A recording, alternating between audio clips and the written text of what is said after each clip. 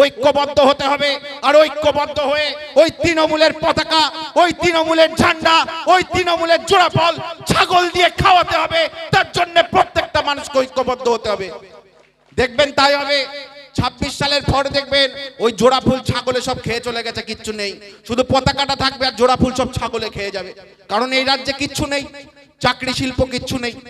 আজকে civic police আছে, civic police বন্ধু আছে তো, সিভিক পুলিশ দেখেন তো, পুলিশের থেকে তারা মাতব্বর বেশি, তাই তো, পুলিশের থেকে তারাও মাতব্বর বেশি। এই তৃণমূল কংগ্রেস যদি আরো 5 বছর থাকে বন্ধু, তখন দেখবেন সব সিভিক, ডাক্তারও সিভিক, পুলিশ তো সিভিক হয়েছে, মাস্টার সিভিক, সব দেখবেন সিভিক। হসপিটালে যাবেন দাঁত তুলতে চোখ তুলে নেবে, কারণ সিভিক ডাক্তার, সে তো আর জানে না পড়াশোনা করে ডাক্তার হয়নি, তাই সব দেখবেন সিভিক হয়ে যাবে। সেই পরিস্থিতি আসতে চলেছে পশ্চিম বাংলায়। আর 5 বছর যদি তৃণমূল কংগ্রেস এই পশ্চিম বাংলায় থাকে, আমার বিধায়ক বলে গেছেন যে আর 5 বছর যদি এই তৃণমূল কংগ্রেস থাকে বন্ধু, আমাদেরকে পশ্চিম বাংলা ছেড়ে পালাতে হবে। এক সময় তো পালিয়ে এসেছিলাম সবাই বাংলাদেশ থেকে, সেখান থেকে রাতের অন্ধকারে নিজেদের ঘর বাড়ি ছেড়ে, নিজেদের সম্পত্তি ছেড়ে, নিজেদের সবকিছু ফেলে রেখে রাতের অন্ধকারে নিজের সন্তানটাকে কোলে নিয়ে ওই নদীতে ঝাঁপ দিয়ে পার হয়ে এপারে আসতে হয়েছিল শুধু বাঁচার তাগিদে। আবার সেই দিন আসতে চলেছে। তাই আপনারা মনে রাখবেন যে আপনাদেরকে একত্রিত হতে হবে, আমাদেরকে একত্রিত হতে হবে, যাতে বাংলা ছেড়ে না যেতে হয়, যাতে বাংলার বাইরে না যেতে হয়। বাংলার বাইরে যদি কেউ যায়, এই তৃণমূলের চোর ডাকাতরা যাবে, এখানে ভারতীয় জনতা পার্টির ঝান্ডা উঠবে। এটাই আমাদের মোটো হওয়া উচিত। তাই আপনাদেরকে বলবো, একত্রিত হন বন্ধু, একত্রিত হওয়ার সময় এসেছে। আমাদের গর্ব করা উচিত, আমরা এমন একটা ভারতবর্ষে বাস করছি। আজকে যে ভারতবর্ষের নেতৃত্ব দিচ্ছেন শ্রী নরেন্দ্র দামোদর দাস মোদিজি, এমন একজন নেতা। আমি গর্ব করে বলি, যেখানে যাই সেখানে বলি যে ভারতবর্ষের মানুষ আর 100 বছরের মধ্যেও এমন প্রধানমন্ত্রী আর কখনো দেখতে পারবেন না যাকে তারা দেখছেন শ্রী নরেন্দ্র দামোদর দাস মোদিজি। এমন একজন মানুষ যাকে দেখলে প্রণাম করতে ইচ্ছা হয়, এমন একজন মানুষ যাকে দেখলে ভক্তি হয়, এমন একজন ঈশ্বর প্রদত্ত মানুষ, সে যেখানে গিয়ে দাঁড়ায় সেখানে লক্ষ লক্ষ কোটি কোটি মানুষ জমা হয়ে যায় তাকে শুধু একবার দেখার জন্য। প্রত্যেকে জানেন এখানে অনেক বাচ্চারা আছেন, অনেক ভাইরা আছেন, সবাই সোশ্যাল মিডিয়া ঘাটেন, আপনারা দেখেছেন যেখানে নরেন্দ্র মোদীজি যান সেখানে হাজার হাজার মানুষের ভিড় জমে শুধু তাকে একবার চোখের দেখা দেখবেন বলে, তাকে একবার প্রণাম করবেন বলে। প্রত্যেকটা ভারতবাসী, প্রত্যেকটা বিশ্বের মানুষের হৃদয়ে এখন নরেন্দ্র মোদীজি গেঁথে আছেন। তার কারণ আছে, তার কারণ আছে, আমরা এমনি বলি না। তার কারণ নরেন্দ্র মোদীজি এমন একজন মানুষ যিনি ভারতবর্ষকে বিশ্বের দরবারে নিয়ে দাঁড় করিয়েছেন, ভারতবর্ষকে শিখরে দাঁড় করিয়েছেন। আজকে দেখুন আমাদের প্রতিবেশী সে সমস্ত শত্রু দেশ, তারা আজকে ভয়ে কাঁপে, তারা আজকে ভারতবর্ষের দিকে চোখ তুলতে ভয় পায়। কারণ তারা জানে যে ভারতবর্ষের বুকে 56 ইঞ্চি বুক জাতি করে দাঁড়িয়ে আছেন নরেন্দ্র দামোদর দাস মোদীজি, যার দিকে আঙুল তোলা যায় না। এমন একজন মানুষ, তার প্রমাণ আমরা পেয়েছি, তার প্রমাণ আপনারা প্রত্যেকে পেয়েছেন অপারেশন সিঁদুরে। আপনারা দেখেছেন, আমরা দেখেছি কিভাবে পাকিস্তানের বুকে চূর্ণ বিচূর্ণ করা হয়েছে জঙ্গি ঘাঁটিগুলো। পাকিস্তান থরথর করে কাঁপতে কাঁপতে লাস্টে পায়ে ধরতে বাধ্য হয়েছে, এমন এক পরিস্থিতি তৈরি করা হয়েছে।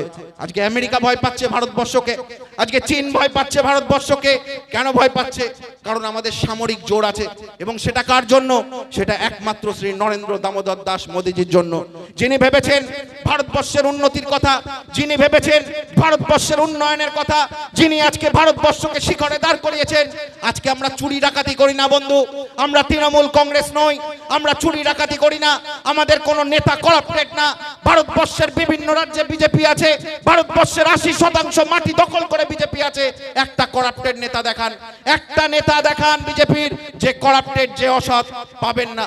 তার কারণ এটা শৃঙ্খলা পরায়ণ দল, এই দলে চুরি ছ্যাঁচুরি চলে না, কারণ এটা নরেন্দ্র মোদীজির আদর্শের দল, এটা ন্যায় নীতির দল। আর তৃণমূল কংগ্রেস বড় বড় কথা বলেন, ন্যায় নীতির কথা বলেন, কি নীতি আছে আপনাদের?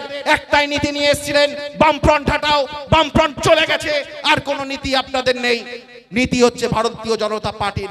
কারণ আমরা সবার প্রথমে ভাবি আমাদের সীমান্তের কথা, আমরা সবার প্রথমে ভাবি রাষ্ট্রের কথা।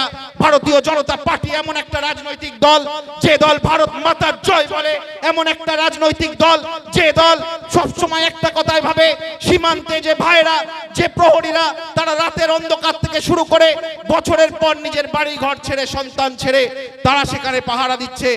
তাদের কথা ভাবে। তার কারণ তারাই আমাদের আসল সম্পদ।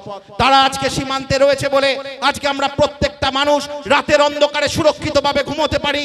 তাই আমরা তাদেরকে স্যালুট জানাই, যারা দিনের পর দিন বছরের পর বছর তাদের বাড়ি ঘর সন্তান ছেড়ে সীমান্তে পাহারায় রত। তার কারণ যাতে আমরা সুরক্ষিত থাকতে পারি, সমস্ত ভারতবর্ষের মানুষ সুরক্ষিত থাকতে পারে। তাই আমরা গর্ব করে আরো একবার বলি যে ভারতীয় জনতা পার্টি সব সময় ভারতবর্ষের কথা ভাবে, রাষ্ট্রের কথা ভাবে, এমন একটা রাজনৈতিক দল। আজকে বড় বড় কথা বলছেন তৃণমূল কংগ্রেস। আজকে তৃণমূল কংগ্রেস বলছে যে ভারতীয় জনতা পার্টি নাকি সাম্প্রদায়িক দল। আমরা প্রশ্ন করতে যাই, তৃণমূল কংগ্রেসের নেতাদের কাছে প্রশ্ন করতে চাই যে আপনারা বলছেন ভারতীয় জনতা পার্টি সাম্প্রদায়িক দল, আপনারা কি করেন বন্ধু? আপনারা কি করেন? সাম্প্রদায়িকতার রাজনীতি ভারতীয় জনতা পার্টি করে না। কারণ ভারতবর্ষ বৃহত্তম গণতান্ত্রিক রাষ্ট্র, সেখানে হিন্দু মুসলিম শিখ জৈন খ্রিস্টান প্রত্যেকে একত্রিতভাবে থাকে, প্রত্যেকে একত্রিতভাবে থাকে। আজকে ভাগাভাগিটা করছেন মমতা বন্দ্যোপাধ্যায় শুধুমাত্র ভোটের স্বার্থে, ভোটের স্বার্থে ভোট ব্যাংক হিসাবে ব্যবহার করছেন মুসলিমদেরকে। সেই সমস্ত মুসলিমদেরকেও বলতে চাই, সেই সমস্ত মুসলমান ভাই বোনদের উদ্দেশ্যেও বলতে চাই, আপনাদেরও ভাবার সময় এসছে বন্ধু, আপনাদেরও ভাবার সময় এসছে যে আপনাদের জন্য কি উন্নয়ন করেছেন মমতা বন্দ্যোপাধ্যায়, কি উন্নয়ন করেছেন। শুধুমাত্র আপনাদেরকে ভোটের স্বার্থে ব্যবহার করছে, শুধু ভোটের স্বার্থে ব্যবহার করছে। আমরা পারবো না বন্ধু, কারণ আমরা শৃঙ্খলা পরায়ণ দল, আমরা হিন্দু সনাতনী মানুষ। আমরা ছোট থেকে হিন্দু ভাবে বড় হয়েছি, ছোট থেকে মা কাকিমাকে ঠাকুমাকে দাদুকে তুলসী তলায় প্রদীপ দিতে দেখে বড় হয়েছি। তাই আমরা হিন্দু সনাতনী মানুষ, আমরা অন্যের ধর্মকে মানতেও যাব না, অন্য ধর্মকে অপমান করতেও যাব না। তার কারণ আমরা সেই শিক্ষায় শিক্ষিত নই, আমরা সেই আদর্শে আদর্শিত নই। আমরা ছোট থেকে দেখে এসেছি যে আমাদের মা কাকিমা ঠাকুমারা তারা তুলসী তলায় সন্ধ্যেবেলা প্রদীপ দেন, তারা ঘোড়ায় শঙ্খ বাজান। আমরা সেই আদর্শে হয়েছি, সেই সংস্কৃতিকে মেনে চলি। ঠিক তেমনি আপনারাও ঈদের সময় নামাজ পড়েন, আপনারাও ঈদের সময় নামাজ পড়েন। কিন্তু ভেবে দেখুন, যে মমতা বন্দ্যোপাধ্যায় আজকে মাথায় ঘোমটা দিয়ে হিজাব পরতে যাচ্ছেন আপনাদের কাছে, সে আপনাদের ধর্ম সম্পর্কে কি জানে? কি জানে হিন্দু ধর্ম সম্পর্কে? কি জানে মুসলিম ধর্ম সম্পর্কে? তিনি কিচ্ছু জানেন না।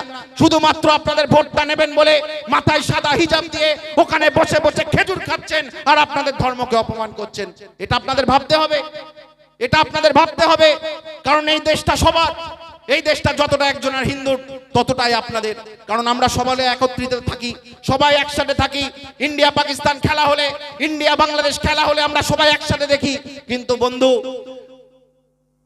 তৃণমূল কংগ্রেসের বন্ধুদের বলবো, আর সেই সমস্ত রাষ্ট্র বিরোধী মুসলিমদেরকে বলবো, যদি হিন্দুস্তানে থাকতে হয় হিন্দুস্তান জিন্দাবাদ বলতে হবে, হিন্দুস্তানে থেকে পাকিস্তান জিন্দাবাদ বলা যাবে না। এইটা আমাদের চিন্তাধারা। তাই আপনাদেরকে বলবো, সেই সমস্ত মুসলিম বন্ধুদের বলবো যারা তৃণমূলের প্রলোভনে পা দিয়ে নাচছেন, আপনাদের ভাবার সময় এসছে বন্ধু, আপনাদেরও ভাবার সময় এসছে। তাই আপনাদেরকেও ভাবতে হবে যে আপনারা কি চান, আপনারা কি চান? ভাগাভাগি চান, ভোট ব্যাংক হিসাবে থাকতে চান, না আরো নিচে নামতে চান? সেটা আপনাদেরকে ভাবতে হবে।